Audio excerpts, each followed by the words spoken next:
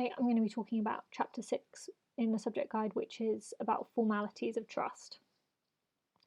I'm going to go through the topics that the subject guide covers, but before I start, I want to do a little bit of background about why land gets different treatment under trust law and under a lot of places in the law.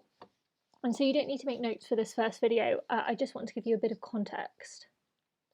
And really, I think the reason that land gets treated differently is for two reasons. This isn't going to be tested. I just want to give you a bit of context. The first is its value and its importance to the social life, particularly in the UK, where land is very expensive. It's a very populous place, but there is a limited amount of land available by virtue of being an island. And historically, land had an awful lot of value. I mean, in the UK today, and I think I said this during the investment portion that we talked about a couple of weeks ago, land is a very safe investment, and it's often usually the most valuable thing that any person will own if they own land. You may have other valuable assets. You might have, say, a car or particularly valuable jewellery, but that's unlikely even to be more than the value of the lands that you own if you have the wealth to own land. So it's very, very valuable, and there's an awful lot of importance placed on land. Historically, it was very important, and to this day it remains very important. Legally, even, I think up until a couple of hundred years ago, that when the right to vote was first sort of moved out of the aristocracy in the UK, it was given to landowners only. So you only got to participate in a democratic system if you were a landowner. And that continued for a long time until really relatively recently.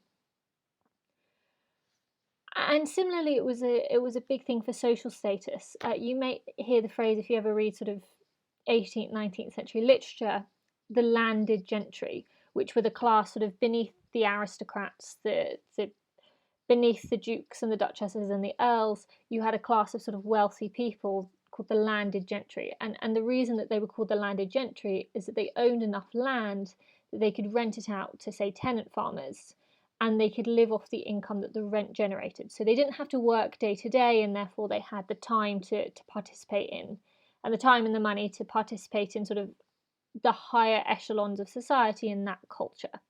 And so to get to that status of landed gentry, to move out of the sort of working class, even if you were maybe a very wealthy business owner, you would try and save up money, or try and save up enough money that you or the next generation could buy enough land that you could start making money from rents.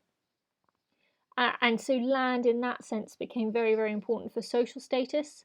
And many people would argue it is still very important for social status in the UK today, as it is in a lot of other countries.